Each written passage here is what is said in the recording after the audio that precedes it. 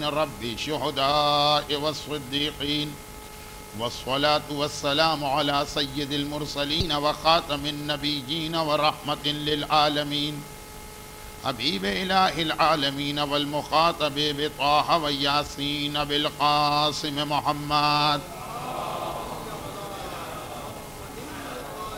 وآله وعطرته وأهل بيته الطيبين الطاهرين المعصومين المظلومين المنتجبين المكرمين الميامين سيما على الإمام المنتظر والحجة الثاني عشر عجل اللهم له الفرج ولعنة الله على أعدائهم أجمعين. أما بعد فقد قال الله الحكيم في محكم كتابه الكريم بسم الله الرحمن الرحيم ومن آياته أن خلق لكم من أنفسكم أزواجا لتسكنوا إليها وجعل بينكم مودة ورحمة وقال رب إني أسكنت من ذريتي بواد غير ذي زرع عند بيتك المحرم وقال ضرب الله مثلا للذين آمنوا امرأة فرعون. صلوات.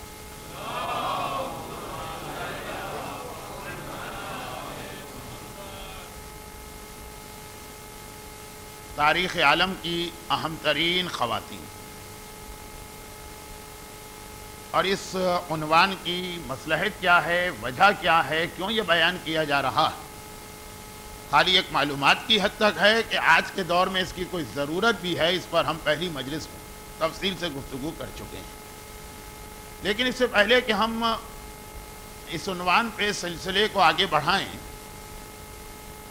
ایک بات کی وضاحت ضروری محسوس ہو رہی، اور وہ یہ کہ ابھی تھوڑی دیر پہلے اسی عزا خانے میں جو سوال و جواب کا سیشن جاری تھا، اور شاید یہ جملہ جو میں کہہ رہا ہوں صحیح بھی ہے کہ امارات میں جتنے سال سے میں آ رہا ہوں، سوال و جواب کا اتنا کامیاب سلسلہ تعداد کے اعتبار سے بھی اور سوالات کے اعتبار سے بھی شاید اس سے پہلے کبھی میرے مشاہدے میں نہیں آیا. یقین ہی نہیں آ رہا تھا مجھے، وقت اتنا کم تھا اور اتنی تیزی سے وقت ہاتھ سے نکل رہا تھا. تو اس وقت کی کمی کی وجہ سے کچھ باتیں ایسی ہوئیں جو غلط نہیں ہوئیں، لیکن تقریر بہت تیز اگر ہو تو زیادہ سے زیادہ لوگ یہی کہیں گے کہ لگ رہا ہے کہ کیسٹ بج رہا. لیکن مسائل اگر بہت تیزی سے بیان ہو جائیں تو بعض اوقات بات سمجھ میں نہیں آتی. چنانچہ تھوڑی سی غلط فہمیاں پیدا ہو گئیں، اور شاید مجھے یہ بات تقریر کے آخر میں بیان کرنا چاہیے جب وہ مجمع آ جائے گا کہ جو سوال و جواب کے سیشن میں تھا. اس وقت تو نئے لوگ لگ رہے ہیں، تھوڑے سے مومنین وہ تھے کہ جو دوپہر کو ہمارے ساتھ تھے، زیادہ تر وہ ہیں کہ اس میں تھے نہیں. اس سوالہ یہ والی وضاحت شاید ان کے لیے بالکل بیکار ہو، اور جن کے لیے ہے وہ ابھی اپنی کار میں ہوں گے.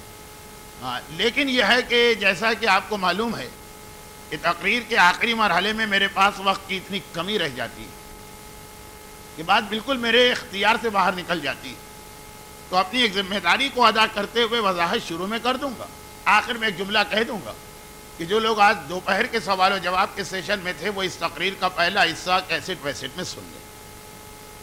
وضاحت کا وہاں وقت نہیں ہوگا. تو ایک بات جو بار بار بیان ہوئی تھی اور ویسے بھی بیان ہوتی رہتی، وہ یہ ہے کہ جب ہم نے تقلید کے حوالے سے یہ بات کہی تھی، اور ہم نے کیا کہی تھی، یعنی مراجع کا فتویٰ ہے جی تقلید واجب ہے اور جس کی آپ تقلید کریں اس کے مسئلے پہ عمل کرنا. اور ساتھ میں پھر موضوع یہ بھی چلا تھا کہ آج کے دور میں مرجعیت کے حوالے سے بہت ساری غلط فہمیاں پیدا کی جا رہی ہیں. تو اب یہاں پہ ایک تیسری بات اس لیے ضروری ہے کہ وہ یہ دو باتیں جب سامنے آئیں تو غلط فہمی پیدا ہو، اور غلط فہمی دور کرنے کے لیے ایک مسئلہ سنیں. جب آپ کسی مرجع کی تقلید کرتے ہیں، اچھا اس میں چوائس نہیں، اختیار نہیں ہے کہ اپنی مرضی سے جس کی تقلید کر لیں، اس کا ایک اصول اسلام نے بنا کے دیا.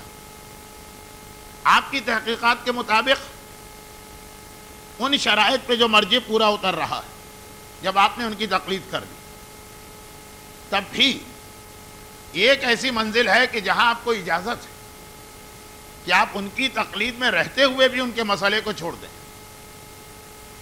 احتیاط واجب والی بات تو میں کر ہی نہیں رہا ہوں، وہ احتیاط واجب میں تو مرجع فتویٰ ہی نہیں دیتا۔ ایک دوسری بات، اور وقت کو بچانے اور مسئلہ سمجھانے کے لیے ایک بہت غلط لفظ استعمال کر رہا ہوں، بدتمیزی والا نہیں، لیکن لفظ غلط ہے، بات سمجھ میں آ جائے گی۔ وہ یہ ہے کہ جس مرجع کی آپ تقلید میں، اگر ان کے مسئلے سے زیادہ سخت کسی اور مرجع کا مسئلہ مل گیا، اب دیکھیں مراجع کے بعد سخت و نرم مسئلے نہیں ہوتے، ان کی ایک ریسرچ ہے، ان کی ایک تحقیق ہے، لیکن بات کو سمجھانے کے لیے کہہ رہا ہوں زیادہ سخت مسئلہ مل گئے تو آپ کو یہ اختیار ہے کہ آپ یہ کہہ دیں کہ بے شک میرے مرجع یہ فرماتے ہیں، لیکن بہرحال میں اس مسئلے میں ان کی بات نہیں مان رہا ہوں، جو زیادہ سخت مسئلہ اس پہ عمل کر رہا ہوں۔ نہ یہ توہین مرجع کہلائے گی، نہ یہ وہ سازش کا حصہ ہے جو اخباریت اور مرجعیت اور یہ ساری چیزیں جو آج دوپہر کو بیان ہوں، نہ اس میں کوئی شرعن قباحت ہے۔ اپنے مرجع کے فتوے پر اعتراض کیے بغیر آپ کہیں گے نہیں وہ اعتراض نہیں کر رہا ہوں، وہ مرجع ہیں، انہوں نے یہ فتویٰ دیا ہوگا، میرا دل نہیں مانتا، یہ کہہ سکتے ہیں آپ، میرا دل نہیں مانتا، میں دوسرے مسئلے پہ عمل کر رہا ہوں، شرط یہ ہے کہ وہ مسئلہ زیادہ سخت ہونا چاہیے۔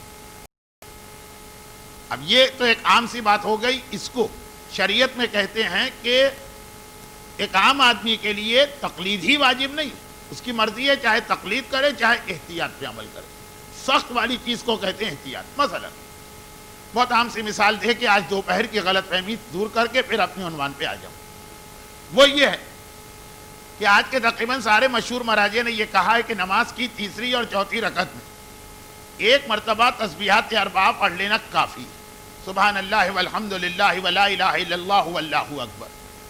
آپ نے کہا ٹھیک ہے، ان سب کا فتویٰ ہو، آج کے مراجع میں تو کوئی اختلاف ہی نہیں، لیکن میرا دل نہیں مانتا، میں 3 بار پڑھوں گا۔ اچھا 3 بار کا اگر کوئی مسئلہ اسلام میں شروع سے آج تک تھا ہی نہیں تو آپ کو اختیار نہیں، یعنی اگر آپ کہیں کہ نہیں میرا 1 بار پہ دل نہیں مانتا میں 4 بار پڑھوں گا، وہ نہیں، لیکن 3 بار والا فتویٰ پہلے آ چکا ہے، وہ 1 کے مقابلے میں 3 تو ذرا مشکل ہے نا، سخت مسئلہ ہے، اس میں آپ کو اختیار ہے کہ آپ اپنے مرجع کے فتوے کی توہین کیے بغیر آپ ان کے مسئلے کو چھوڑ کے دوسرے مسئلے پہ عمل کر سکتے ہیں۔ یا مرجع نے کہا کہ 1 مرتبہ میں یہ چیز پاک ہو جاتی ہے، آپ نے کہا میرا دل نہیں مانتا میں 3 بار پاک کروں گا، کوئی حرج نہیں، یہ آپ کسی سازش کا حصہ نہیں بنے، یہ آپ مرجعیت کے خلاف نہیں ہوئے، یہ آپ نے کسی کی توہین نہیں۔ تو اسی میں آج دوپہر کو جو بات ہو رہی تھی، گوشت حلال گوشت حرام، گوشت حلال گوشت حرام، 26 سال ہو گئے یہ مسئلہ سنتے ہوئے، لیکن میں اس مسئلے کی قطعاً نفی بھی نہیں کرتا ہوں، اس لیے کہ نئے نئے لوگ یہاں پہ آتے رہتے ہیں اور نئے نئے شوشے دوسرے لوگ چھوڑتے رہتے ہیں، یہ کمپنیاں، یہ سپر مارکیٹیں اور یہ باہر کا گوشت، تو اس میں جو بات آ گئی تھی اس کا خلاصہ یہ تھا کہ مسلمان سپر مارکیٹ۔ اچھا یہ ایک جملہ جو تھا لوگوں نے توجہ سے نہیں سنا، جب ایک سپر مارکیٹ یا بقالے کا مالک ذمہ داری لیتا تو اس کے بعد وہ چیز آپ کے لیے جائز ہو جاتی ہے، بشرط یہ کہ وہ مسلمان ہو، فاسق ہو، فاجر ہو، شرابی ہو، جو بھی ہو۔ جملہ مجھے وقت نہیں ہے، بڑی تیزی سے گھڑی کی سوئیاں آگے بڑھ رہی، لیکن یہ جملہ کہنا یا دوبارہ یاد دلانا ضروری۔ ایک چیز ہوتی ہے گواہی، اس میں ایک اسلام کا معیار ہے کہ ہر آدمی کی گواہی نہیں چلے گی، شرابی کبابی کہاں سے آ گیا گواہی دینے کے لیے۔ اور ایک چیز ہوتی ہے صاحب ید کا قول، ایک اصول یاد رکھیں، صاحب ید ایک لفظ ہے اسلام، جیسے مثلا مراجع کہتے ہیں کسی چیز کی نجاست 3 طریقے سے ثابت، خود آپ نے دیکھا ہو، بینہ ہو یعنی گواہ ہو، یا صاحب ید۔ گواہ ہو اس کا مطلب 2 عادل، وہ والا واقعہ سید مرتضیٰ اور شیخ توسی کا کہ زین پہ گھوڑے کی زین پہ کتے نے پیشاب کیا، لیکن ایک گواہ تھا، انہوں نے کہا میرے فتوے میں 2 ہونے چاہیے۔ لیکن صاحب ید یہ والی کیٹیگری میں کوئی شرط نہیں، چیز کا مالک جس کے ہاتھ میں چیز کا اختیار، خالی اس کا مسلمان ہونا کافی ہے، شرابی ہو کے باقی سارے 5 عیب شرعی اس میں پائی جاتے ہیں، جو اردو محاورہ ہے، صاحب ید۔ تو بقالے کا مالک یا سپر مارکیٹ کا مالک، وہ اگر مسلمان کی سپر مارکیٹ ہے کہہ دے کہ میں یہ جو گوشت میرے ہاں فروخت ہو رہا ہے یہ حلال ہے، بس اس کا یہ کہنا کافی ہے۔ مسلمان ہونی چاہیے کیونکہ یہاں پہ بہت ساری سپر مارکیٹ غیر مسلموں کی بھی، اور یہی مسئلہ ہوٹل کا ہے۔ ہوٹل کا مالک کہہ دے کہ یہ والا گوشت جو میں نے پکا کے دیا یہ حلال گوشت، میرے حلال گوشت سرو ہوتا۔ ضرورت نہیں ہے کہ ہم جا کے کچن کا پردہ ہٹا کے دیکھیں کہ وہاں کون سا گوشت سرو ہو رہا، یا یہ کہ جس طرح مکے مدینے کے اندر حاجی حضرات جا کے ہوٹل کو چیک کرتے ہیں کہ پیچھے جائیں گے وہ جو کوڑے کا کنٹینر رکھا ہے کوڑا پھینکنے کا بن، اس کا ڈھکنا اٹھا کے دیکھتے ہیں کہ وہ کارٹن جو ہے کس کمپنی کے پڑے ہوئے ہیں۔ یہ اپنے آپ کو زیادہ زحمت میں ڈالنا ہے۔ لیکن اگر کوئی یہ کہہ دے کہ مرجع کا فتویٰ اپنی جگہ، میں احتیاط کرنا چاہتا ہوں، اس میں شریعت کو اسلام کو قطعاً کوئی اعتراض نہیں، اچھی چیز ہے۔ لیکن ایک اور بات جو سوال و جواب کے فوراً بعد کہی گئی، بس 5 منٹ پہلے آج میرا بیان شروع ہوا ہے، تھوڑا سا وقت میں اس میں کبھی لے رہا ہوں۔ ایک آخری بات، ایک جو بات اور اس میں کہی گئی تھی، دیکھیں یہاں تک کی بات صحیح ہے کہ مرجع کا فتویٰ ہے، ہم اس کی توہین نہیں کرتے۔ ہم یہ نہیں کہتے کہ کہاں سے نئے نئے مرجع نکل آئے، پتہ نہیں کہاں سے فتوے بنا رہے ہیں، نہیں، ہم کہتے ہیں ان کا فتویٰ ہے، ان کی تحقیق ہے صحیح، لیکن میں احتیاط کرنا چاہ رہا ہوں، میں نہیں کھا رہا ہوں۔ تو ہر وہ چیز جس میں مرجع جائز کی بات کرے اس میں آپ کو یہ حق ہے۔ ہاں اگر مرجع کبھی کہہ دے فلاں گوشت کھانا واجب، اس میں آپ کو اختیار نہیں۔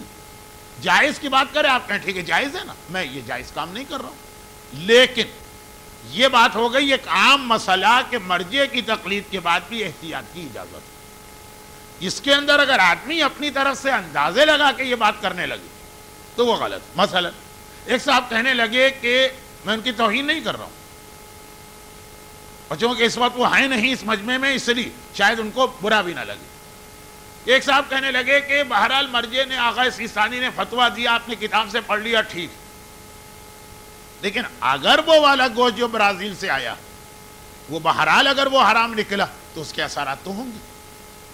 نجاست طہارت بھی زہر کی طرح سے، ہم کو پتا ہو کہ زہر ہے کہ پتا نہ ہو، اگر پی لیں زہریلا پانی تو نقصان ہوگا، تو اس میں بھی ہوگا۔ اب یہ والی دلیل آج کل بہت دی جاتی ہے، اس دلیل کو دیے بغیر آپ کہیں کہ میرا دل احتیاط کرنے کو چاہتا ہے، بسم اللہ اجازت ہے، لیکن اگر آپ یہ دلیل لے کر آ جائیں تو بات بہت پھیل جائے گی۔ اور بس وہ پھیلی ہوئی بات پر میں اپنا بیان کا پہلا حصہ مکمل کر رہا ہوں، گرچہ تقریر میں کچھ اور ایک آدھ بات آئے گی اس سے متعلقہ۔ وہ جو ایک بات ہے وہ یہ کہ پھر یہ والا مسئلہ کہ زہر والی مثال دے کے یہ کہا جائے کہ ضرورت کیا ہے ہم کو کسی غیر مسلم ملک کی کوئی چیز استعمال کرنے کی، ضرورت کیا ہے؟ وہ مسلمان ملکوں کی چیز ہے، اس کو استعمال کرو۔ اصولی اعتبار سے بات صحیح، اگر آپ اس اعتبار سے کہیں کہ یہ اکنامی اور اقتصادی مسئلہ ہے تو ٹھیک، زہر والی مثال نہ لائیے، کیونکہ زہر والی اگر آپ مثال لائیں گے تو کون سا مسلمان ملک؟ پاکستان، وہاں پہ جو گوشت ذبح ہوتا کیا اس کے بارے میں آپ کہہ سکتے ہیں کہ وہ شریعت کی پوری شرائط پہ پورا اترتا ہے؟ کیا وہاں مرے ہوئے جانور کے اوپر گلے پہ چھری پھیر کے نہیں بیچ دیا جاتا؟ بھئی کتنے لوگ یہاں پر ایسے ہیں جو آج کل کراچی میں بھینسوں کا کام کر رہے ہیں، بہت زیادہ یہ پاپولر ہو گیا تھا، اب ذرا سا لوگوں کو پتہ چلا کہ بھینسوں سے ڈیلنگ کرنا بہت آسان بات نہیں ہے۔ وہ مولانا اور عالم نہیں ہے کہ گالی دی اور جو کچھ بھی کیا چلتا رہے گا، اب پتہ چلا لوگوں کو۔ لیکن بہرحال 5 سال پہلے 3 سال پہلے بوم آ گیا تھا، ان کو معلوم کہ جو بھینس مر گئی بجائے دودھ دینے کے وہ کہاں جاتی ہے، کس طرح اس کا گوشت تقسیم ہو جاتا ہے۔ تو پھر وہی بات ہوگی کہ مسلمان ملک کے بازار میں بھی جو چیزیں موجود وہ بھی مت کھائیے، اس لیے کہ نہ صرف یہ کہ امکان ہے بلکہ خاصی حد تک یہ بات طے شدہ کہ سارے جانور حلال کی شرائط پہ پورا نہیں اترتے، تو زہر ہے تو نقصان دے گا ہی، خالی غیر مسلم کے لیے نہیں رہے گا۔ باہر سے آنے والا پاپڑ، اگر زہر والی مثال آپ آ رہے ہیں تو کہ پاکستان میں جو پاپڑ بنایا جا رہا ہے وہ نجاست اور طہارت کے سارے مسائل کے ساتھ بنایا جا رہا ہے، اس کو پتہ ہی نہیں ہے کہ نجاست اور طہارت کے مسئلے کتنے۔ تو پھر آدمی کی زندگی روحانیت والی ہوئی، ساری دنیا چھوڑیے، ایک لنگوٹی پہن کے جا کے جنگل میں بیٹھ جائیے، جو چیز کھائیے اپنے ہاتھ سے تیار کیجئے تو یقین ہو جائے گا اس میں زہر کہیں نہیں۔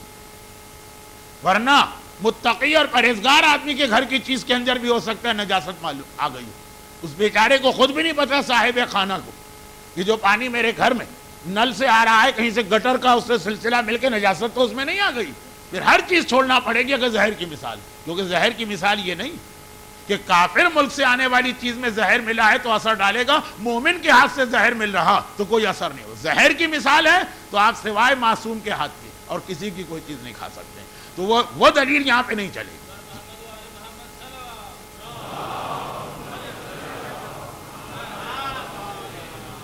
لیکن بہرحال اس دلیل سے ہٹ کر اگر آپ یہ کہیں کہ ہاں میں احتیاط کرنا چاہتا ہوں، بہت اچھی چیز، بہت اچھی چیز، لیکن بہرحال پھر وہ احتیاط جو ہے نا زندگی کے ہر پہلو میں ہو، خالی کھانے اور پینے اور 3-4 چیزوں تک محدود نہ ہو.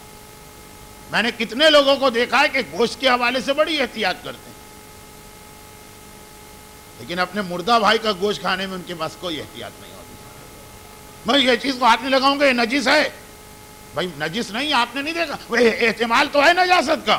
اور ادھر غیبتیں بھی وہی لوگ کر رہے ہیں، حسد بھی وہی لوگ کر رہے ہیں، تہمتیں بھی وہی لوگ لگا رہے ہیں، دوسروں کی برائیاں بھی وہی لوگ کر رہے ہیں. وہ تو صریحاً فعل حرام ہے. یہاں تو مرجع نے جب اجازت دی تو حرام نہیں تھا، آپ خود احتیاط کرنے جا رہے ہیں. تو یہ بات کا خیال رکھنا ہوتا ہے کہ پھر احتیاط زندگی کے ہر پہلو میں ہو، اور اس طرح سے جس طرح سے جناب حاجرہ نے وہ جملہ ارشاد فرمایا تھا جس وقت شوہر نے یہ پوچھا. اب دیکھیے مکہ مکرمہ بن رہا، بلکہ کل کی مجلس کا آخری جملہ تھا، جو لوگ کل کی مجلس میں نہیں تھے ان کی سمجھ میں شروع کی کچھ باتیں نہیں آئیں، اور جو آج دوپہر کو نہیں تھے ان کی سمجھ میں اب تک کی 15 منٹ کی گفتگو نہیں آئی ہوگی. لیکن بہرحال تھوڑی دیر کے بعد سب کی سمجھ میں ساری گفتگو آنے لگے گی. حاجرہ نے جو جملہ کہا تھا، جو میں نے کہا کہ اپنے بچوں کے دماغ میں اسے فیڈ کیجئے، اپنے ذہن کے اندر بھی اس چیز کو ڈاؤن لوڈ کیجئے کہ حاجرہ نے پوچھا مجھے کس لیے یہاں چھوڑ کے جا رہے ہیں. خود جناب ابراہیم نے بھی اپنی بیوی اس سرزمین پہ چھوڑنے سے پہلے جو جملہ کہا وہ قرآن نے نقل کیا. قرآن کی وہ آیت بنا جو آج کے خطبے میں نے دوسری آیت تلاوت کی تھی. پہلی آیت تو روز چل رہی ہے، دوسری آیت روزانہ بدل رہی تھی. تو آج جو آیت تلاوت ہوئی، رب انی اسکنت من ذریتی بواد غیر ذی زرع عند بیتک المحرم، اے خدا میں اپنی ذریت کو، لیکن چونکہ ساری ذریت نہیں، ایک بیوی فلسطین میں، اس لیے من ذریتی آئے، اپنی ذریت میں سے ایک کو بے وادن ایسی وادی میں چھوڑ کے جا رہا ہوں، غیر ذی زرع جس کے اندر گھاس کی پتی بھی نہیں ہوتی. اس وقت جو مکے کی حالت ہے خود جناب ابراہیم اس حالت کو کوٹ کر رہے ہیں. لیکن ساتھ میں ایک لفظ اور بھی کہا، عند بیتک المحرم. البتہ یہ اس سرزمین میں ساری خرابیاں نظر آ رہی ہیں ظاہری اعتبار سے، مگر پھر چھوڑا کیوں جا رہا ہے یہاں اپنی ضروریت کو؟ اس لیے کہ یہاں پہ تیرا قابل احترام گھر، عند بیتک المحرم. 2 دن ایک بات آئی جناب حوا کے واقعے میں بھی اور جناب حاجرہ کے واقعے میں بھی کہ یہ اس وقت کی بات ہے جب ابراہیم نے خانہ کعبہ نہیں بنایا. ابھی تو آئے ہیں خانہ کعبہ کے لیے، لیکن وہی غلط فہمی کہ جو ہمارے یہاں ہے کہ ابراہیم خانہ کعبہ کے پہلے معمار نہیں ہے. جس دن آ رہے ہیں مکے کی سرزمین میں کہہ رہے ہیں کہ اپنی بیوی اور بچے کو وہاں بٹھا کے جا رہا ہوں جہاں تیرا قابل احترام گھر ہے. یعنی کعبہ پہلے سے تھا، ابراہیم نے خانہ کعبہ بنایا نہیں، خالی اس کا رینوویشن کیا ہے. وہ خیر ہمارے اس وقت کے موضوع سے متعلق بات تو نہیں، لیکن ایک آدھ تاریخی غلط فہمی بھی دور ہو جائے تو کوئی حرج نہیں. تیرے قابل احترام گھر کے پاس قابل احترام گھر ہے تو یہاں کی ساری زحمتیں برداشت. لیکن یہ جملہ کہنے کے بعد جناب ابراہیم ایک سوال کے جواب میں، سوال کس کا تھا؟ حاجرہ کا، کہ مجھے کس کے سہارے یہاں کیوں چھوڑ کے جا رہے ہیں؟ کوئی قصور ہو، کوئی غلطی ہو، تب بھی یہ سلوک بیوی کے ساتھ جائز نہیں. تو جناب ابراہیم کا ایک جملہ، حکم خدا سے، بس بھائی یہاں جب یہ سن لیں حکم خدا یہ، اس کے بعد کیا کیوں کیسے وائی ہاؤ کچھ بھی نہیں چلے گا. آنکھیں بند کر کے اطاعت کرنا. اگرچہ پچھلے سال یعنی اسی سال کے ایام اعظم میں نے مختلف جگہوں پہ اس پیغام والی آیت کو کئی بار تلاوت کیا، لیکن اس امام بارگاہ میں تو مجھے موقع نہیں ملا.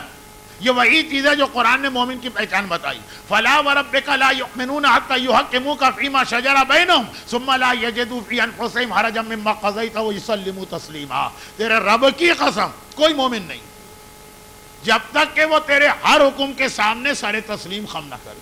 جو جناب حاجرہ نے اصول مکے کی زمین پر پہلی اینٹ رکھتے وقت دیا کہ جیسے ہی شوہر نے کہا حکم خدا ہی اب آگے کوئی بحث نہیں کرنا, وہی مومن کی بات کی پہچان قرار پائی قیامت تک کے لیے.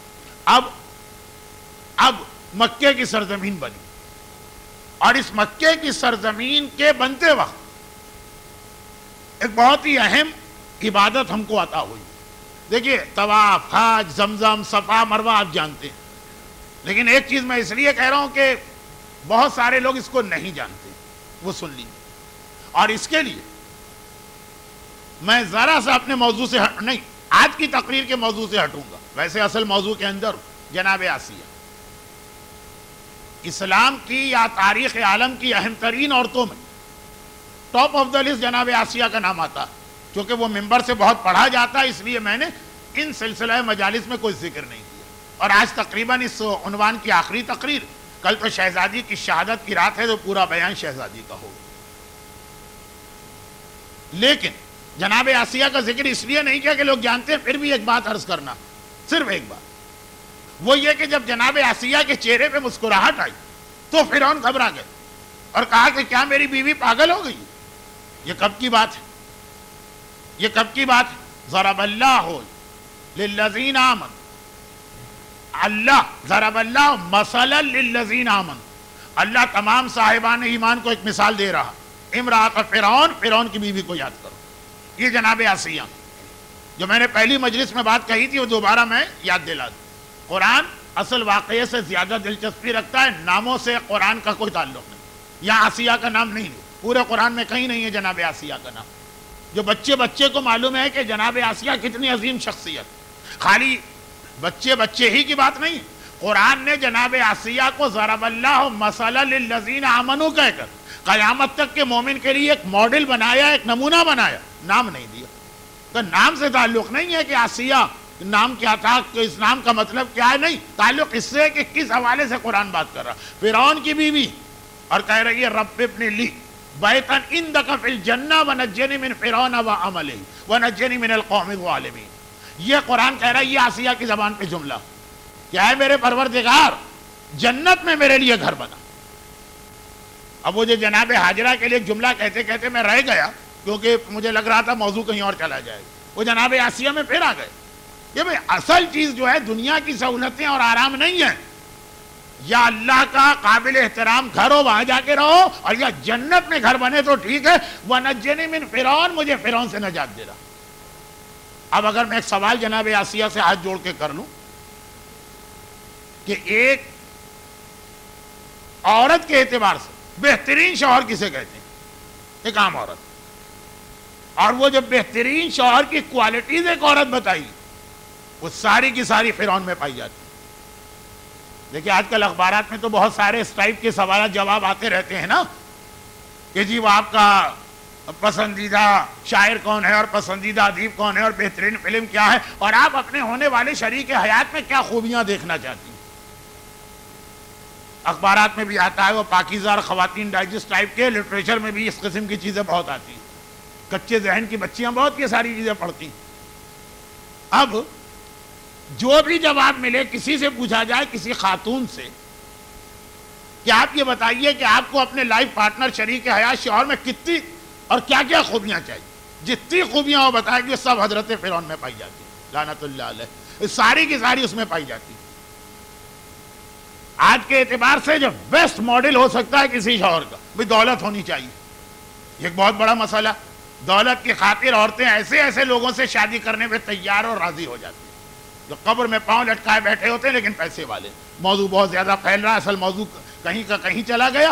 مختصر بات, دولت, اقتدار بہت بڑی چیز ہوتی ہے. اس کا کرسی کا نشہ دولت کے نشے سے بڑھ کے ہوتا. اقتدار, پھر حسن و جمال, شوہر کے اندر بھی ایک پرسنالٹی ہونی چاہیے. فرعون دولت کے اعتبار سے کیا تھا؟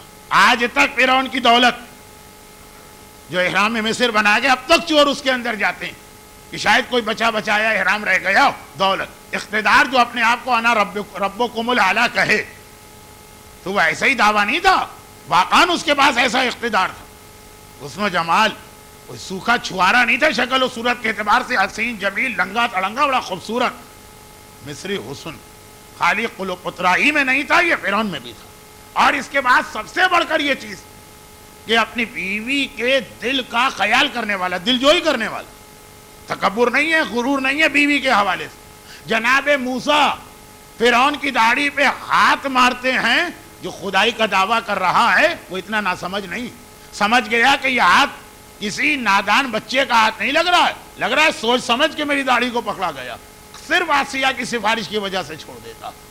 اتنا خیال اسے اپنی بیوی کا ہے، جو الگ الگ خصوصیات، کسی نے کہا دولت مل جائے تو بس وہ شوہر میرے لیے کافی ہے، باقی کچھ بھی کیوں نہ ہو، اور کسی نے کہا نہیں، شخصیت اس کی دیکھنے میں ہینڈسم و اسمارٹ لگے، دولت کا کیا ہے، اور کسی نے کہا کہ کوئی اقتدار ہونا چاہیے اس کے لیے تیار، اور کسی نے کہا بیوی کا خیال کرے۔ ساری چیزیں اکٹھا فرعون میں پائی جاتی، اور آسیہ کہتی ہے رب نجنی، رب اس کے ساتھ نہیں شروع میں، نجنی من فرعون، خدا بندہ مجھے فرعون سے، یعنی اتنے بہترین شوہر سے نجات دلا، نہیں چاہیے یہ شوہر تو ہے جناب آسیہ، پھر کیسے شوہر آپ کو چاہیے؟ کہا فرعون کے پاس سب کچھ ہے مگر ایمان نہیں ہے، تقوی نہیں ہے، خوف خدا نہیں ہے۔ اگر ایمان نہ ہو تو بہترین سے بہترین شوہر ایسا ہے کہ بیوی اس سے نجات کے لیے دعا مانگ رہی۔ دیکھیں یہ جملہ بہت لمبا ہو سکتا، تھوڑا سا اتوار کی محفل میں، اتوار کو محفل ہوگی ولادت کی، شاید یہ تذکرہ آ جائے، اور اب اتنے لوگ آ گئے ہیں کہ میں یہ اعلان کر سکتا ہوں کہ جو لوگ اس سال امام بارگاہ علی رضا شارجہ کی آخری مجلس میں تھے، اتوار کو اس میں سے بہت سی باتیں دہرائی جائیں گی جو میں اس مجلس میں کہہ بھی چکا تھا، لیکن کہ شوہر کیسا ہونا چاہیے۔ لیکن جناب آسیہ نے ایک پیغام تو یہ دیا، لیکن ایک اور پیغام دے دیا، اور وہ محبان اہل بیت کے لیے خاصا قابل توجہ، کہا مجھے فرعون سے بھی نجات دی اور فرعون کے عمل سے بھی نجات دی۔ یہ ایک بہت ہے اصل تبرہ، یہ کہ شخصیت سے بھی نفرت کرو اور اس کے عمل سے بھی نفرت کرو۔ ہمارے یہاں یہ کہ شخصیت سے نفرت ہے، بالکل ہم صحیح کر رہے ہیں، لیکن اس کے عمل سے نفرت نہیں ہے۔ عمر سعد سے کہا گیا تم کربلا میں کیوں آئے؟ کہا مجھے رہ کی گورنری چاہیے۔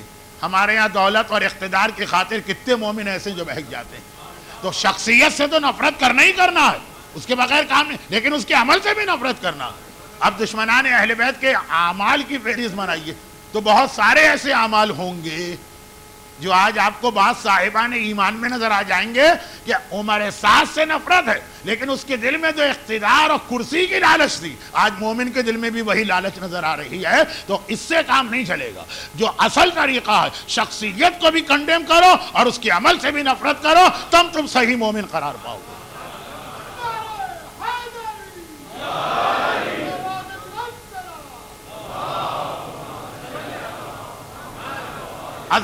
عظیم خواتین، اس میں جناب آسیہ کا ذکر آنا ہی چاہیے، گرچہ اس وقت ضمناً آ رہا۔ جناب حاجرہ کی بات کرتے کرتے رک کے میں نے ایک جملہ اس لیے کہا کہ اس سے پہلے کی 2-3 مجالس میں جو مکے کے حوالے سے کچھ باتیں ہوں، بہت سارے لوگوں نے کہا کہ تو ہم نے پہلی دفعہ سنی، تو یہ اسی کے لیے بات پوری کر رہا ہوں۔ آخری نتیجہ کیا نکلا؟ اچھا کب یہ کہہ رہی تھی؟ جس وقت فرعون نے کہا کہ میں ان کو تو ایسی سزا دوں گا کہ جیسی سزا آج تک میں نے اپنے کسی مجرم کو نہیں دی۔ اس لیے کہ شدید محبت جب نفرت میں بدلتی ہے تو بھی شدید ہی نفرت ہوا کرتی ہے۔ کہا میں نے ان کو اتنا احترام، اتنی عزت دی، اور انہوں نے اس کا یہ صلہ دیا کہ مجمع عام میں میری توہین کر دی، بدترین سزا۔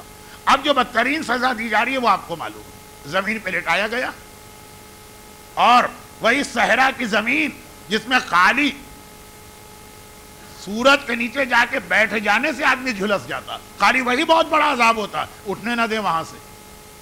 اور ایسا نہیں تھا کہ جو آج کل بات ہو رہی کہ جی وہ کہے کہ آسیہ کو یہ نائٹ شفٹ میں عذاب دیا جائے، دن کے وقت نہیں۔ وہ چلچلاتی دھوپ، 55 اور 56 اور 58 ڈگری کا جو ٹیمپریچر اس صحرا میں لٹایا گیا، خالی لٹائے، ہر ایک کو معلوم ہے، ایک جملہ خالی دہرا رہا ہوں، ہاتھ اور پاؤں میں زمین پہ رکھ کے بیخیں ٹھوک دی گئی ہیں، اور پھر آخر میں 4 جانور، 4 گھوڑے ہاتھ اور پاؤں سے باندھ کے الگ الگ سمتوں میں دوڑائی جا رہی، اور اچانک نہیں کہ ایک دم جسم کے 4 ٹکڑے ہو جائے، کہا آہستہ آہستہ جسم کھنچتا چلا گیا۔ اور عین اس موقع پہ جناب آسیہ کے چہرے پہ ایک مسکراہٹ اور ہنسی نظر آئی۔ وہ میرا جملہ وہ تھا جس کے جواب میں اتنی لمبی بات ہو گئی۔ فرعون کھڑا سمجھ رہا، روئیں گی، گڑگڑائیں گی، معافی کی بات کریں گی، کم سے کم تکلیف کا اور اذیت کا اظہار کریں گی. دیکھا یہ تو ہنس رہی، مسکرا رہی. ایک مرتبہ گھبرا کے کہا کہ آسیہ کو کیا ہوا، کیا پاگل ہو گئی، اتنی شدید تکلیف. قریب گیا، اے آسیہ مسکرا کیوں رہی، ہنس کیوں رہی. جواب یہ بھی ہو سکتا ہے تجھے جلانے کے لیے. یہ نہیں کہا کہ اس وقت پروردگار نے سارے پردے میرے سامنے سے ہٹائیں، مجھے جنت دکھائی جا رہی ہے اور جنت کی جتنی نعمتیں مجھے ملنے والی ہیں وہ دکھائی جا رہی ہیں، اور جنت کا میرا محل دکھایا جا رہا. دعا مانگی تھی، رب ابن لی عندک بیتن فی الجنہ، اے خدا بنا میرے لیے ایک گھر. وہاں بنا بنایا تیار، ادھر زبان سے کہا اس سے پہلے بن گیا ہے. اس کو دیکھ کے جنت میں اپنے محل کو اور اپنے رہنے کی جگہ کو دیکھ کے مسکرا رہی. شہداء دنیا میں جانے سے پہلے اس مرحلے سے گزرتے تو ہیں، لیکن یہ جملہ میں نے جناب حاجرہ کے حوالے سے کہا. جناب آسیہ کا بیان اس سال تھا ہی نہیں کیونکہ اتنا مشہور ہے وہ بیان. تو جناب حاجرہ کے حوالے سے اس جملے کا کیا ربط بنتا کہ اب جناب آسیہ اور جو اس انداز کے شہداء ہوتے ہیں، اتنی زحمتیں، اتنے عذاب، اتنا ظلم، اتنا تشدد برداشت کر کے جو اس دنیا سے جاتے ہیں، انہیں پروردگار یہ نعمتیں دکھاتا. لیکن ایک طریقہ اور بھی، وہ جو معصوم کی روایت ہے، اور ایک نہیں، یہ روایت دو معصومین کی ہے، جن میں پہلا نام خود پیغمبر اسلام کا ہے، دوسرا نام امام محمد باقر علیہ الصلوۃ والسلام کا ہے. اب یہ شہید کی بات نہیں ہو رہی ہے جو اتنے مصائب برداشت کر کے جنت میں اپنا محل دیکھے. شہید باقر صدر ہوں کہ شہید آمنہ بنت الہدا ہوں یا جناب آسیہ ہوں، وہ سمجھ میں آ جاتی ہیں. ایک اور ایسا آدمی کہ ظاہری اعتبار سے ان میں سے کسی زحمت اور پریشانی میں نہیں مبتلا ہوگا، لیکن صادق رسول کہہ رہے، سچے امام کہہ رہے کہ وہ نہیں مرے گا جب تک کہ اپنے جنت میں اپنے محل کو نہ دیکھے.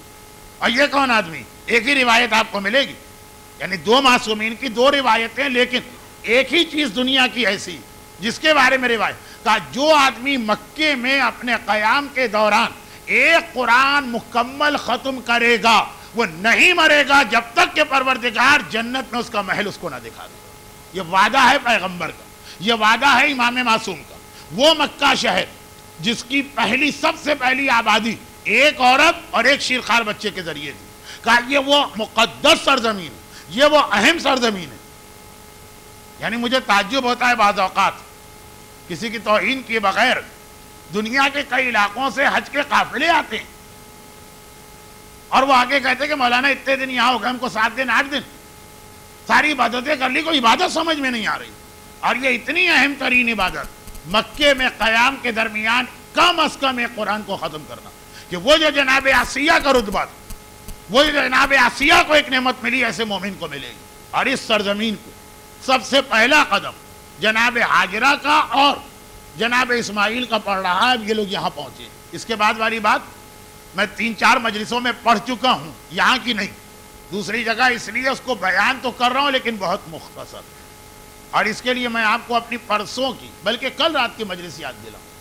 کل شب جمعہ کی مجلس میں نے عرض کیا تھا کہ شب جمعہ شب دعا بھی، اور شب دعا کے حوالے سے ایک بہت ہی اہم پیغام ان عظیم خواتین کے ذریعے اسلام نے دیا.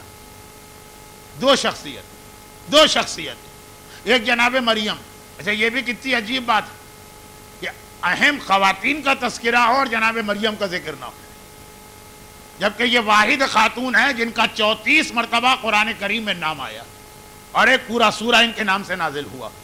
وہ سورہ پڑھنے کے لیے ہے، ٹھیک ہے، اس کا وہ عمل تو ہے کہ اگر کسی کی بیٹی کی شادی نہ ہوتی اور سورہ مریم کو لکھ کے اس تکیے کے اندر بطور تعویذ رکھ دے جس کے اوپر سر رکھ کے یہ بچی سوتی، اور یہ بچی بھی روزانہ سورہ مریم کی تلاوت کرے. لیکن یہ اس کے ضمنی فائدے، اس کا جو پیغام وہ کبھی پڑھیے گا. اس دفعہ میرے پاس وقت نہیں رہا، مگر اس میں سے ایک بات ضرور مجھے عرض کرنا، کیونکہ کل رات، آنے والے کل کی رات شہزادی کے فضائل کے بیان کی رات، دعائیں قبول ہوتی ہیں شہزادی کے ذریعے سے، لیکن دعاؤں کے حوالے سے جو اسلام ایک اصول دے رہا وہ جناب مریم کی زندگی میں بھی نظر آیا اور جناب حاجرہ کی.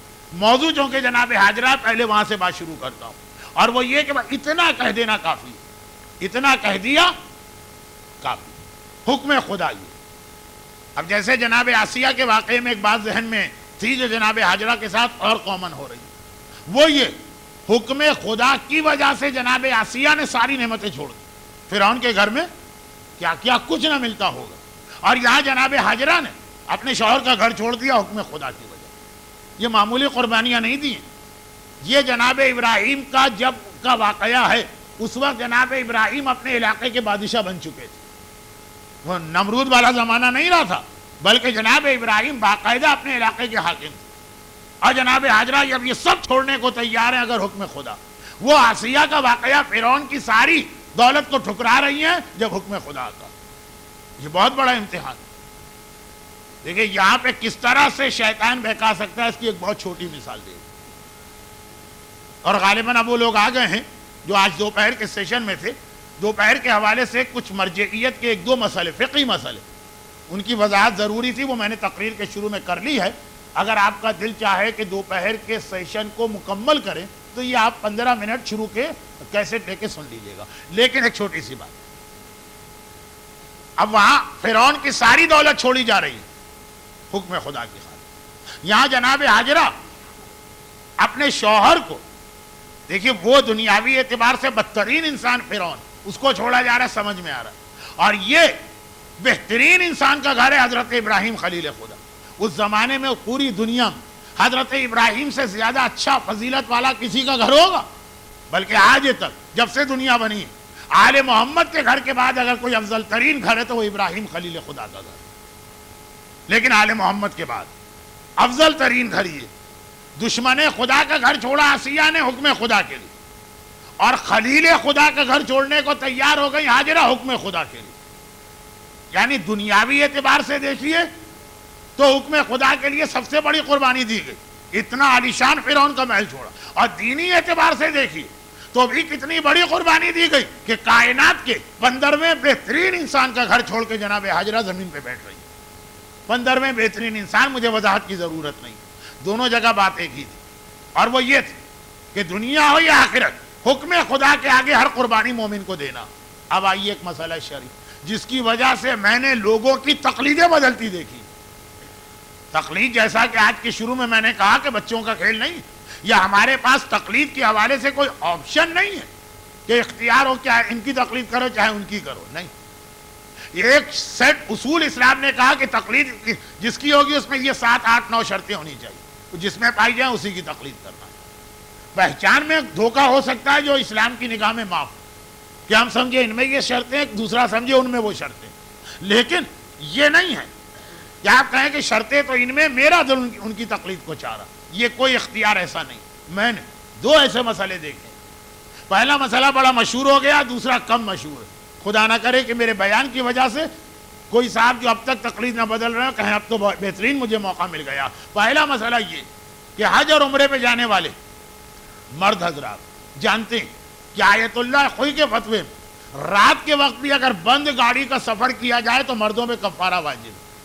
آیت اللہ سیستانی کے نگاہ میں رات کے وقت بند گاڑی کا سفر جائز ہے، جیسے امام خمینی کا مسئلہ.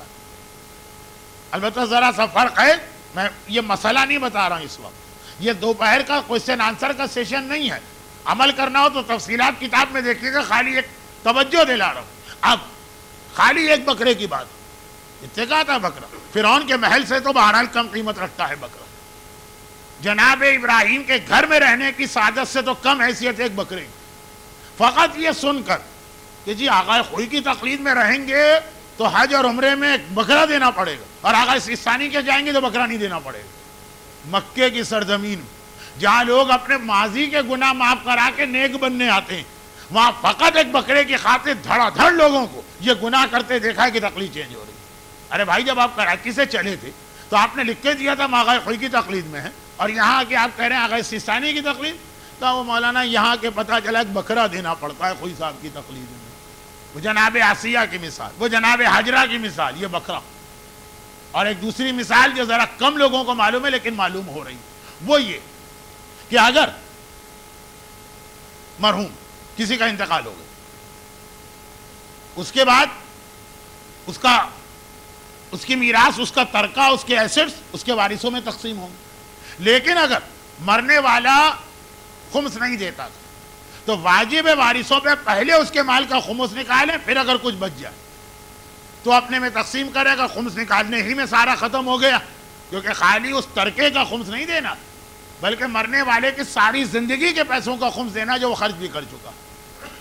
یہ مسئلہ ہے جو امام خمینی کا بھی ہے، جو آغا خوئی کا بھی ہے، جو آغا محسن حکیم کا بھی ہے۔ اور ادھر آغا سیستانی کہتے ہیں کہ نہیں، اگر مرنے والا خمس کو مانتا تھا اور پھر کسی چیز میں خمس دینا رہ گیا تو وہ پہلے نکالو اور پھر تقسیم کرو۔ اور اگر مرنے والا شیعہ تھا لیکن خمس کو مانتا ہی نہیں تھا، کتنے ہی مومنین ایسے کہ مومن ہیں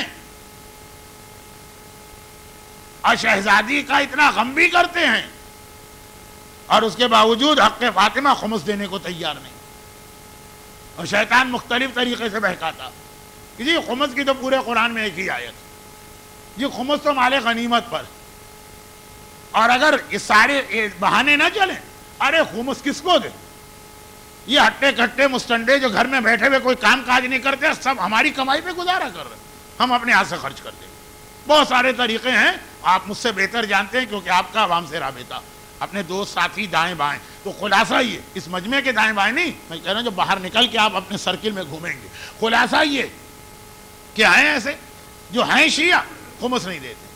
آغا خوئی اور آغا محسن حکیم اور امام خمینی رضوان اللہ علیہم یہ سارے مراجع کہتے تھے کہ بہرحال مرنے والا اگر شیعہ چاہے خمس کو مانتا ہو کہ نہ مانتا ہو، دیتا ہو نہ دیتا ہو، اس صورت میں پہلے اس کا خمس دیا جائے گا، پھر اگر کچھ بچ گیا، ہو سکتا ہے کچھ نہ بچے، وارثوں کو کچھ نہیں ملے گا۔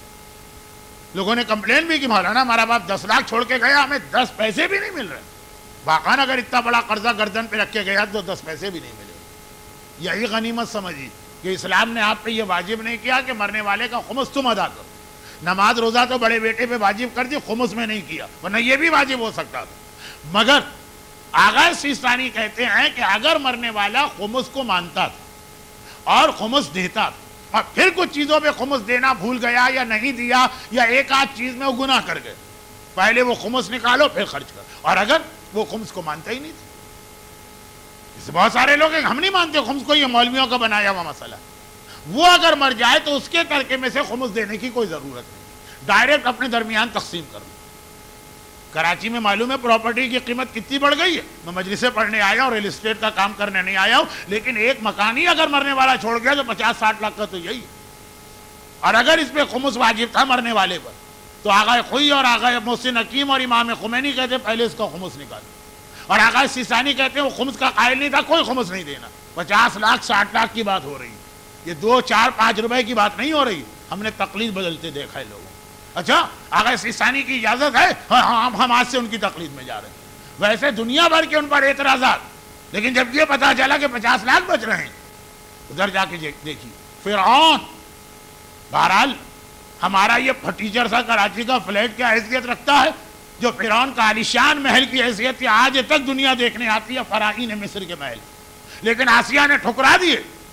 اور اگر آپ دینی اعتبار سے دیکھیں تو اس زمانے میں کائنات کا بہترین گھر اور آسیہ نے چھوڑ دیا، صرف اس لیے کہ حکم خدا یہ آیا ہے کہ خلیل خدا کا گھر چھوڑ کے اس زمین پہ آ کے بیٹھ جاؤ۔ دیکھیے آج مکے میں جا کے بیٹھنے والے کا دل راضی بھی ہے، آباد شہر اور اتنی سہولتوں کے ساتھ، لیکن اس وقت سوچئے اس عورت کے بارے میں، اکیلی ہے، تنہا ہے، چٹیل میدان ہے، چلچلاتی دھوپ ہے، گود میں شیرخوار بچہ ہے، شوہر نے کہا حکم خدا ہے، آگے ایک لفظ بھی نہیں کہا۔ لیکن جناب حاجرہ، ایک جملہ میں یہ واقعے کے آخر میں کہنا چاہتا ہوں، اس کے لیے جناب حاجرہ کی زندگی کے 3 پہلو آپ کے سامنے رکھنا تھا۔ ایک تو یہ رکھ دیا، یہ ہے اطاعت۔ 2 اور سنیے، یہ 2 بہت مشہور ہے، یہ والی چیز کم مشہور ہے، باقی 2 چیزیں بہت مشہور ہیں، اس لیے اسے مختصر کرتا ہوں اور پھر آخری جملہ عرض کرنا۔ اور وہ دوسری چیز یہ کہ صفا مروہ کی سعی، 3 دن پہلے کی مجلس میں جناب آدم کے حوالے سے سعی کا بیان شروع ہوا تھا اور آج جناب حاجرہ پہ مکمل ہو رہا۔ یہ بات اب آپ سمجھ چکے ہیں کہ دنیا میں پہلی مرتبہ صفا مروہ کے درمیان حاجرہ نہیں دوڑی، وہ سلسلہ آدم اور حوا قائم کر چکے، لیکن جیسی سعی آج ہم کرتے ہیں 7 چکروں والی، وہ سنت حاجرہ۔ اور ہر ایک کو معلوم ہے کہ سنت کیوں ہے، اپنے بیٹے کے لیے پانی کی تلاش میں حاجرہ جا رہی ہیں اس پہاڑی پر جو اس زمانے میں واقعاً پہاڑی تھی، میں نے 3 دن پہلے 2 دن پہلے کہا لوگ آج جا کے ڈھونڈتے ہیں واقعہ آج وہاں پہاڑی نہیں ہے، اس وقت تھی پہاڑ، چٹیل میدان، کنکر بھی ہیں، جھاڑیاں بھی ہیں، ناہموار راستہ بھی ہے، اوپر کوئی چھت نہیں، دائیں بائیں کسی قسم کا کوئی ایئر کنڈیشن نہیں لگا ہوا، جو آج ساری سہولتیں۔ اور گزشتہ چند سالوں کا تجربہ یہ بتا رہا ہے کہ اس وقت پورے حج میں مشکل ترین مرحلے یا شیطان کو کنکر مارنے کے ہو گئے یا یہ صحیح کے ہو گئے۔ لیکن میں اس کی تفصیل میں نہیں جا رہا ہوں ورنہ بات آج بھی نامکمل رہ جائے گی۔ شہزادی کی شہادت کی مجلسیں، ہر مجلس میں نے آخری 10 منٹ شہزادی کے حوالے سے ضرور پڑھے۔ آج شاید اس کا موقع نہ ملے تو کل کی پوری مجلس شہزادی کا بیان ہوگا، لیکن پہلے یہ بات سنیے، یہ تو اپنی جگہ ہے کہ 7 مرتبہ پانی کی تلاش میں دوڑی، صفا پہ گئی تو مروہ کے پیچھے پانی نظر آیا، وہاں سے آئی تو یہاں جو مشہور چیز ہے اسے میں مختصر کر رہا ہوں۔ البتہ یہاں پہ ایک اور چیز ہے جو بہت کم لوگوں کو معلوم ہے، حتیٰ یہ کہ ہر سال عمرے اور حج پر جانے والوں کو بھی نہیں معلوم، وہ بھی سن لیجیے، اس میں ایک پیغام ہے۔ میں اکثر یہ پڑھتا رہتا ہوں، آپ نے سن بھی لیا ہوگا، لیکن بہت سارے لوگ یہاں پہ ایسے ہیں کہ جو یہیں کی مجلس میں آ سکتے ہیں، کہیں اور نہیں جاتے، ان کے لیے جب آپ صفا مروہ کے بیچ میں جاتے ہیں 7 بار، تو یہ تو ہر ایک کو پتا ہے کہ جناب حاجرہ 7 بار دوڑی تھی، اور ایسے ماحول میں دوڑی تھی کہ آج کل کی کوئی سہولت نہیں ہے، لیکن ماں بیٹے کی پیاس کی وجہ سے اتنی بڑی قربانی دے رہی، اور خدا کو اتنی پسند آئی ہے قربانی کہ وہاں سے لے کے آج تک اور آج سے لے کے قیامت تک کوئی نبی خدا ہو، کوئی امام معصوم ہو، کوئی ولی پروردگار ہو، جو بھی حج اور عمرہ کرے گا، مرجع وقت ہو، نائب امام ہو، بڑے سے بڑا عالم ہو، اسے جناب حاجرہ کی سنت پہ چلنا پڑے گا، جناب آدم کی نہیں، ورنہ جناب آدم کی سنت پہ چلے تو مروہ پہنچ کے گھر چلے گا، حاجرہ کی سنت پہ چلنا پڑے گا، وہاں پہنچے سامنے والی پہاڑی پہ پھر واپس آؤ اور پھر واپس جاؤ۔ ایک عورت کی سنت ایسی سنت بنی کہ مردوں میں بھی انبیاء، اولیاء، مراجع، نائبین امام تک پہ واجب کر دیا گیا، اور یہ اتنا اہم مسئلہ کہ اگر کوئی صحیح غلط کر دے تو اس کا پورا حج غلط۔ آج کل کے دور میں پورا حج غلط ہونا جو ہے نا وہ بہت کم کیسز، لیکن صحیح آج بھی موجود، اور آج کتنے لوگ یہ غلط کر رہے ہیں، میں مسائل نہیں بتا رہا ہوں، خالی ایک اشارہ کر دیتا ہوں، شاید کسی کے کام آ جائے تو مجھے ثواب مل جائے۔ آج کل لوگ اس میں غلطی کیا کرتے ہیں، مجمع زیادہ ہے اس کو 2 منزلہ بنا دیا، اوپر سے لوگ صحیح کرتے ہیں، اور کبھی تو مجبوری ہو جاتی ہے، جب مجمع بڑھ جاتا ہے تو جو ویل چیئر یا کرسی پہ صحیح کرتے ہیں ان کو نیچے اجازت ہی نہیں دیتے، کہتے ہیں اوپر چلے جائیں، اور اوپر کی صحیح سے صحیح غلط ہے، صحیح غلط ہے تو آپ کا پورا حج غلط ہے، اور اس کے اندر کوئی گنجائش نہیں ہے۔ لوگ گھبرا کے جس بکرے سے بھاگ کے تقلید بدل رہے تھے، آگے کہتے مولانا صاحب کوئی بکرا دے دے تو صحیح ہو جائے گا، ارے گائے دینے کو تیار ہے، ارے اونٹ دینے کو تیار ہے، پورا حج غلط ہے، اگلے سال خدا نہ پڑے۔ وقت نہیں ہے ورنہ یہ چیز ذرا سا میں اپنے انداز میں بنا سوار کے پیش کرتا۔ تو اتنا اہم فریضہ، طواف میں غلطی ہو جائے تو آپ کا حج غلط نہیں، کچھ طریقہ ہے اس کو ٹھیک کرنے کا۔ نماز طواف میں غلطی ہو جائے کچھ طریقہ ہے اس کو ٹھیک کرنے کا۔ حج کے باقی سارے واجبات، ایک مزدلفہ کے قیام میں غلطی ہو اور ایک اوپر کی منزل سے صحیح ہو جائے، بہت بڑا مسئلہ ہے، لیکن یہ آج کا موضوع نہیں، یہ تو صرف کان پڑی بات کبھی کام آ جاتی ہے۔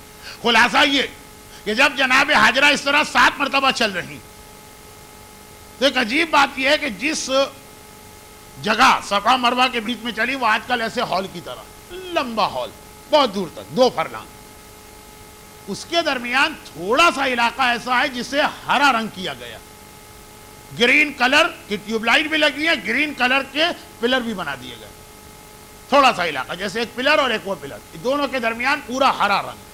وہاں پہ مستحب یہ ہے کہ آدمی جاگنگ کے انداز میں چلے، دوڑنا بھی نہیں، آہستہ بھی نہیں، ہر والا، کندھے کو اچکا کے ذرا سا اچھل کے، جسے جاگنگ کہتے ہیں۔ اور عالم اسلام کو یہ مسئلہ اتنا معلوم ہے، اتنا یاد ہے کہ جب بھی آدمی اس ہری روشنی کے درمیان پہنچتا، ایک پہلے روشنی ہے، پھر تقریباً 20 میٹر کے بعد دوسری، یہ درمیان کے 20 میٹر، تو ہر آدمی دوڑنے لگتا۔ یہ نہیں پتا کہ ایسا کیوں ہوتا۔ یہ ہرے ستون کا نام بھی ہے میلین اخضرین، یعنی ہرے ستون، ستون اور اخضر مانے ہرا۔ تاریخ اس کی یہی ہے کہ جب جناب حاجرہ یہاں دوڑی تھی، میں بات بہت مختصر کر رہا ہوں کیونکہ اسی سال دبئی اور شارجہ کی کچھ مجالس میں پڑھ کے گیا ہوں، تو جب یہاں پہنچی تھی تو اس زمانے میں یہاں پہ ایک گڑھا تھا. کسی قسم کا کوئی ڈیولپمنٹ تو ہوا نہیں تھا. مکے میں دو پہاڑیوں کے بیچ میں راستہ ہے, لیکن یہاں پہ ایک گڑھا, اور کوئی راستہ ہی نہیں ہے سامنے جانے کا, ایک گڑھا ہی. اگر کسی کو سامنے کی پہاڑی پہ جانا ہے تو اس گڑھے میں اترنا پڑے گا, پھر ہی وہ سامنے جا سکتا. جناب حاجرہ کو سامنے کی پہاڑی کے پیچھے پانی نظر آ رہا, وہاں جانا ضروری, اور راستہ یہی, تو وہ یہی راستہ اس گڑھے میں اترتی. اب تھا یہ کہ اسماعیل کو گود میں نہیں اٹھایا تھا, اس لیے کہ گود میں بچے کو اٹھا کے ان حالات میں چلنا بہت مشکل تھا. انہیں وہ خانہ کعبہ کے قریب زمین پہ لٹا کے گئی تھی. خانہ کعبہ اس وقت تک آج کی بلڈنگ کی شکل میں نہیں تھا, لیکن اس کی نشانی تھی سفید نورانی زمین, جو آپ 2 دن سن چکے ہیں. خلاصہ یہ کہ وہاں بٹھا کے گئی. اب ماں جا رہی ہے پانی کی تلاش میں سامنے, لیکن سامنے کو تھوڑی دیکھ رہی, وہ پلٹ کے دیکھ رہی ہیں جہاں اسماعیل لیٹا. یہ صحرا, یہاں پہ سانپ ہوتے ہیں, یہاں پہ بچھو ہوتے ہیں, یہاں پہ صحرائی لومڑیاں ہوتی ہیں, یہاں پہ موذی جانور ہوتے ہیں جو بچے کو نقصان پہنچا سکتے ہیں. تو ماں کی نگاہیں ادھر. یہ فطرت ہے, عورت باورچی کے خانے میں کام کر رہی ہے, تب بھی وہ اپنے بچے کو مانیٹر کرنا چاہتی ہے. اور عورت گھر کے کسی اور حصے میں تب بھی دیکھنا چاہتی ہے میرے بیٹے پہ کوئی مصیبت نہ آ جائے. تو آج کل تو اس کے لیے مانیٹرنگ سسٹم آ گئے. اس وقت نہ ضرورت تھی نہ کوئی ایسا سسٹم تھا, نگاہیں ادھر. لیکن جب وہ بیچ والے گڑھے میں اترتی تو وہ گڑھا جو ہے نا, وہ تو گڑھا ہے زمین کے لیول سے نیچے. جب وہاں جاتی ہے تو اسماعیل نظر آنا بند ہو جاتا. اب وہاں سے جانا ضروری ہے کیونکہ اسماعیل کے لیے پانی وہیں ملے گا, اور اسماعیل نظر آنا بند ہو گئے. تو اب جناب حاجرہ کیا کرتی, اس گڑھے میں سے جب گزرتی ہے بہت تیزی سے دوڑ کے کہ جلدی سے یہ فاصلہ طے ہو, دوبارہ میں زمین پہ آ جاؤں, میرا اسماعیل مجھے نظر آنے لگے. جناب حاجرہ 7 مرتبہ صفا مروہ میں چکر لگا. اسلام نے خالی 7 چکر نہیں رکھے, کہا کہ یہ بھی دیکھو کس طرح سے کہاں چلی. 7 چکر میں جہاں آہستہ چلی ہے تمہیں بھی آہستہ چلنا, جہاں دوڑ کے چلی ہے تمہیں بھی دوڑ کے چلنا. خدا بندہ حاجرہ تو اس لیے دوڑ کے چلی کہ ایک گڑھا تھا, آج تو کوئی گڑھا نہیں ہے, اور اس لیے دوڑ کے چلی کہ اسماعیل آنکھوں سے اجھل ہو گیا ہے, وہ نظر آتا رہے. آج تو ہمارا کوئی اسماعیل وہاں پہ نہیں لیٹا ہے, اور اسماعیل کی بھی پریشانی اس لیے تھی کہ صحرا ہے, سانپ بچھو. آج ہمارا کوئی بچہ بھی وہاں لیٹا ہو تو اسے نقصان کا کوئی امکان نہیں ہے, ہم کیوں دوڑ کے چلے. نہ گڑھا ہے, نہ بچہ ہے, نہ نقصان کا امکان ہے. کہا کہ یہ سارا مسئلہ نہیں ہے, وجوہات کے پیچھے نہ پڑو کہ داڑھی کیوں رکھنا ہے, گانا کیوں چھوڑنا ہے. بھئی یہ دیکھو جس کی سنت ہے, جس طرح اس نے کیا, آنکھیں بن کر کے تمہیں اسی پر عمل کرنا ہے. تو داڑھی اس لیے نہیں رکھوائی جاتی ہے کوئی وجہ. لوگ کہتے ہیں جی یزید کی بھی داڑھی تھی, یزید والی داڑھی نہیں, رسول اور امام نے داڑھی رکھی ہے, اس لیے تمہیں داڑھی رکھنا ہے, بس یہ کافی ہے, آگے کوئی وجہ نہیں چاہیے. حاجرہ کس وجہ سے تیز دوڑی ہے تمہارا مسئلہ نہیں ہے, تمہیں حاجرہ کی سنت پہ چلنا ہے. وہ کسی بھی وجہ سے دوڑی ہوں, آج وہ وجہ رہے کہ نہ رہے, اسلام وجوہات کی وجہ سے چیزیں واجب نہیں کر رہا ہے, ان کی پیروی کی وجہ سے واجب کر رہا ہے. وہ عام راستے میں آہستہ چلی, تمہیں آہستہ چلنا ہے. گڑھے میں دوڑ کے گئی, آج گڑھا نہ صحیح اس کی جگہ ہے, تمہیں وہاں بھی دوڑ کے جانا ہے. تو یہ تو ایک بہت اہم اصول آ گیا, بہت اہم اصول آ گیا کہ ہر چیز کی کوئی وجہ ہوگی.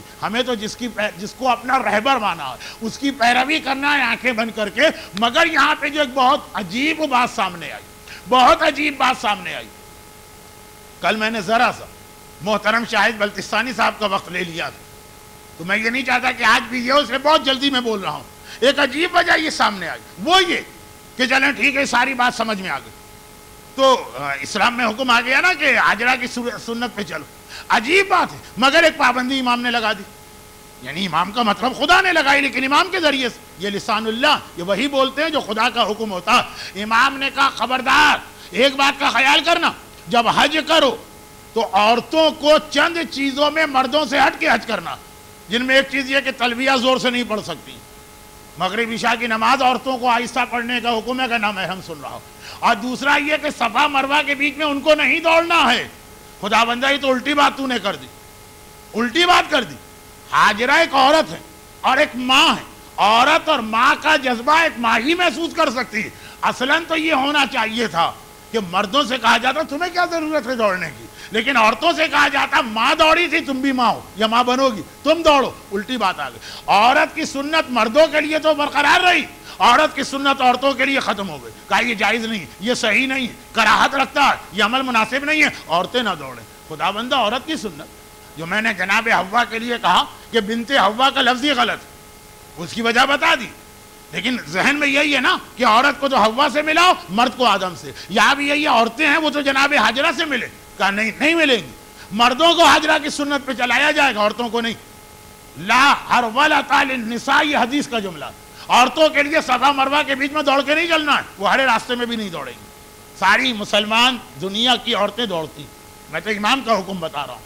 وجہ بہت اہم وجہ سامنے آئی. وجہ یہ آئی کہ عورت اگر دوڑے گی تو کتنے ہی حجاب کے اندر کیوں نہ ہو، عورت کا دوڑنا اس کے لیے بے حجابی کی کیفیت پیدا کر دے گا. جب حاجرہ دوڑی تھی کوئی دیکھنے والا نہ تھا.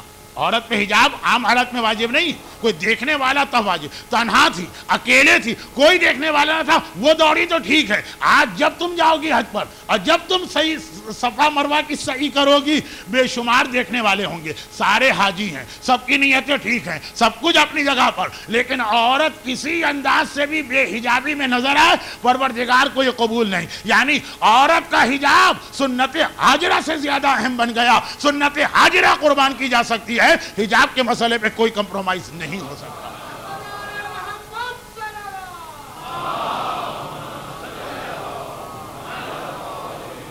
اور آج کی عورتیں،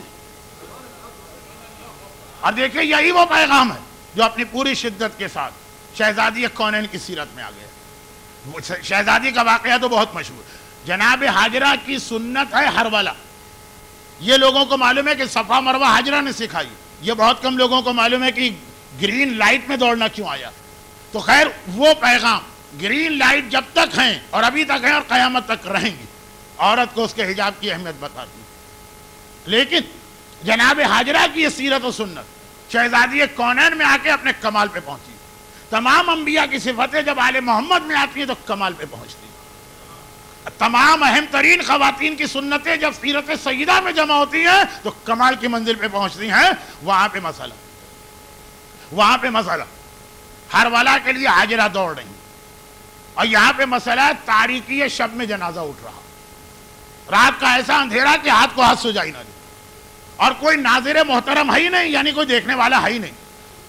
سلمان اور ابو ذر اگر ہیں تو وہ تو دن کی روشنی بھی ہو تو نگاہیں نہیں اٹھیں گی.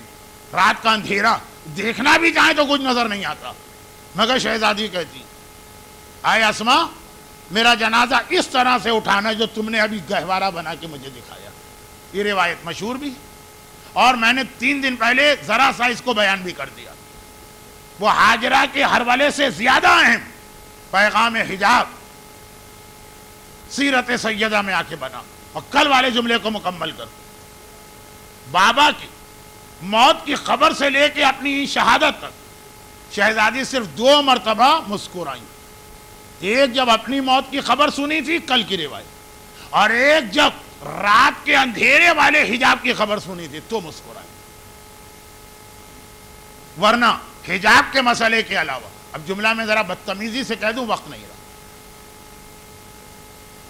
صحیح کے حوالے سے پیغام کیا بنا؟ حجاب اتنا اہم ہے اے عورت تیرا حجاب کہ اس کے لیے حاجرہ کی سنت قربان ہو سکتی، تیرا حجاب قربان نہیں ہو سکتا. اور حجاب اتنا اہم ہے کہ اس کے لیے، حجاب اتنا اہم ہے کہ اس کے لیے بابا کے ماتم کو روکا جا سکتا، ماتم روکا جا سکتا ہے، حجاب قربان نہیں ہو سکتا. جنہیں معلوم ہے کہ ماتم اس کائنات کی کتنی قیمتی شے ہے. بھائی جب تاریخ میں آیا فتبسمت فاطمہ، فاطمہ مسکرائیں، تو مسکرانے کا مطلب ہی ہے کہ جب آدمی مسکرائے گا تو یقیناً ماتم اتنی دیر کے لیے روکے. ماتم اتنا اہم ہے، کائنات کی سب سے بڑی دولت، مگر حجاب اتنا اہم ہے کہ اس کے لیے ماتم روکا گیا. ادھر سنی، ہماری خواتین کہتی ہیں کہ بھائی جب بیویاں کو قیدی بنا کے بے حجاب لے جایا گیا تو ہمارے حجاب کی کیا اہمیت. شہزادی کہتی ہیں حجاب اتنا اہم ہے کہ کائنات کی جو سب سے بڑا ماتم کرنے والا گزرا، شہزادی کونین، وہ اپنا ماتم روک رہی. اور پھر ایک آخری پیغام بھی ملا، جو اس وقت مصائب نہیں پڑھ رہا ہوں وہ والے، لیکن ایک اشارہ. جب شہزادی کی وصیت کے مطابق مولا نے تاریکی شب میں جنازہ اٹھایا، شہادت یا وفات تو شہزادی کی صبح سویرے ہو گئی، چاشت کا وقت، جو دعائے ندبہ کا اصلی وقت. پورا دن جنازہ رکھا گیا، اگلی رات کے اندھیرے میں اٹھا۔ زینب 6 سال کی، بلکہ شاید 5 ہی کی، ظاہری اعتبار سے ابھی فقہی احکامات لاگو نہیں ہوئے، پورے حجاب کے ساتھ، اور یہی والی تاریخی یہ شب ہے جس میں ہاتھ کو ہاتھ سجائی نہ دے۔ ماں کی میت کو جاتا دیکھا، روتے ہوئے دروازے پر آ گئے، حجرے کے دروازے پر، باہر نہیں نکلے، چوکھٹ پہ آ گئے۔ مولا نے کہا حسن و حسین بیٹا ذرا فاطمہ کا جنازہ لے کے چلو، میں ابھی آتا ہوں۔ تیسرا جملہ بنا، ہاجرہ کی سنت قربان ہوگی حجاب کے لیے، بابا کا ماتم روک دیا جائے گا حجاب کے لیے۔ اور یہاں پر مولا نے فاطمہ کا جنازہ کیوں چھوڑا؟ صرف یہ جملہ کہنے کے لیے سر پہ ہاتھ رکھا، زینب بیٹی ابھی تیرا بابا زندہ۔ اور وہ اپنی زندگی میں یہ برداشت نہیں کر سکتا کہ اس کی بیٹی چوکھٹ پر بھی آ جائے، چاہے رات کا اندھیرا ہو، چاہے پورا حجاب اسلامی ہو، چاہے عمر بھی اتنی کم ہو۔ یہ ہے اس حجاب کی اہمیت کہ جس کے لیے فاطمہ کا جنازہ چھوڑا گیا۔ زینب بیٹی، یقیناً ماتم کرنا تیرا حق ہے، ماتم کر، لیکن گھر کے اندر کر، جیسے تیری ماں نے گھر میں ماتم کیا۔ لیکن نہیں عزادارو، فاطمہ پہ ایک ظلم یہ بھی تو ہوا نا کہ فاطمہ کو گھر میں ماتم بھی نہیں کرنے دیا گیا۔ کوڑا اپنی جگہ، محسن کی شہادت اپنی جگہ، یہ مصائب میں خاص وجہ سے سنا رہا ہوں۔ کوڑا اپنی جگہ جو پہلو زہرا پہ پڑا، شہزادہ محسن کی شہادت، گھر کا دروازہ جلنا، مولا کے گلے کی رسی، فاطمہ کی ٹوٹی ہوئی پسلیاں، یہ ساری فہرست ہے نا مصائب کی فاطمہ نے۔ لیکن جملہ کیا کہا کہ جب میری بابا سے ملاقات ہوگی تو میں پہلی فریاد کیا کروں گی؟ کیا پہلو کے کوڑے کی فریاد؟ جی نہیں۔ کیا ٹوٹی ہوئی پسلی کی فریاد؟ جی نہیں۔ کیا ابو الحسن کے گلے میں رسی کی فریاد؟ جی نہیں۔ کیا محسن کی شہادت کی فریاد؟ جی۔ بابا سے جب پہلی ملاقات ہوگی کہوں گی بابا آپ کی امت نے بیٹی کو باپ کا ماتم بھی نہ کرنے دیا۔ ماتم کی پابندی زہرا کو سب سے بڑی وہ مصیبت لگی کہ پہلی فریاد یہ کروں گی تو فاطمہ یا دن کو ماتم کریں یا رات کو ماتم کریں۔ فاطمہ نے زندگی میں کبھی مولا سے کوئی خواہش نہیں کی، کہا کہ بس میں ماتم کرنے جانا چاہتی ہوں۔ وہ جاتی بھی ہیں بقی کے پیچھے، ایک کھجور کے درخت کے نیچے بیٹھ کے ماتم کرتی ہیں۔ ایک دن جب شام کو آئیں تو سارا جسم گویا آگ میں جھلسا ہوا ہے، پورا جسم گویا جلا ہوا ہے۔ مولا نے گھبرا کے کہا بنت رسول یہ کیا حالت ہوئی؟ کہا آج وہ درخت بھی کاٹ کے پھینک دیا گیا جس کے سائے میں ماتم کرتی ہوں۔ ہائے اب اسی جلتے سورج کے نیچے تپتی ہوئی زمین پہ فاطمہ کو ماتم کرنا پڑ رہا۔ کبھی مدینے کی اس گرمی کو دیکھیے گا، مگر ایک عجیب ماتم ہے۔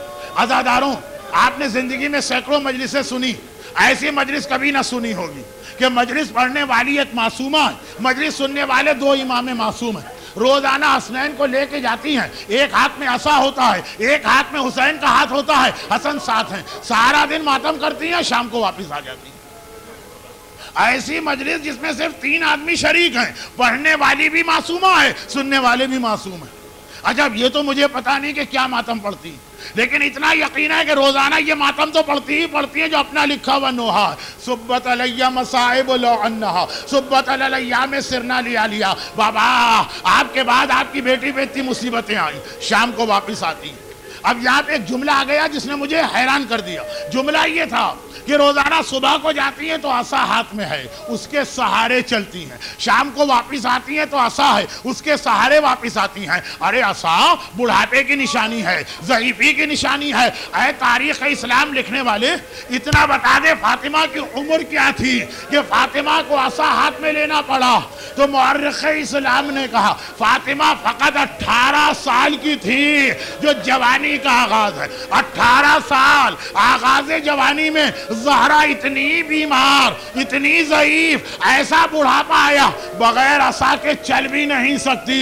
کیوں عزاداروں؟ کسی کو جوانی میں بوڑھا ہوتے دیکھا ہے تو فقط 2 کو دیکھا ہے، یا فاطمہ جوانی میں بوڑھی ہو گئی، یا فاطمہ کا پوتا سجاد جب پلٹ کے آیا تو جوانی میں ایسا بوڑھا تھا کہ چچا محمد حنفیہ اپنے بھتیجے کو نہ پہچان سکا. بس عزادارو آخری جملہ, اگر کوئی زہرا سے پوچھے شہزادی آپ جوانی میں کیسے بوڑھی ہو گئی تو مختلف جواب دیں گی. کوڑے کا ذکر بھی کریں گی, ٹوٹی ہوئی پسلیوں کا ذکر بھی کریں گی, محسن کی شہادت کا ذکر بھی کریں گی. ان مصائب نے مجھے جوانی میں بوڑھا کر دیا. مگر سجاد اس سے پوچھا جائے مولا آپ کیسے بوڑھے ہو گئے, وہ فقط ایک بات کہے گا, الشام الشام. ہائے شام کے بازار و دربار, پھوپھیوں اور بہنوں کا ننگے سر جانا سجاد کو جوانی میں بوڑھا کر گئے. خدا بندہ مصائب پر آنسو بہانے والے مومنین اور مومنات کی جتنی دلی حاجتیں اور مقاصد سب کو پورا فرما. زہرا اور سجاد کے مصائب پہ رونے والے اور رونے والیوں کو دنیا اور آخرت کی ہر پریشانی سے محفوظ فرما. ہمارے تمام مرحومین کی مغفرت فرما اور ان مظالم کے انتقام کے لیے وارث معصومین فرزند زہرا امام زمانہ کے ظہور میں تعجیل فرما. ماتم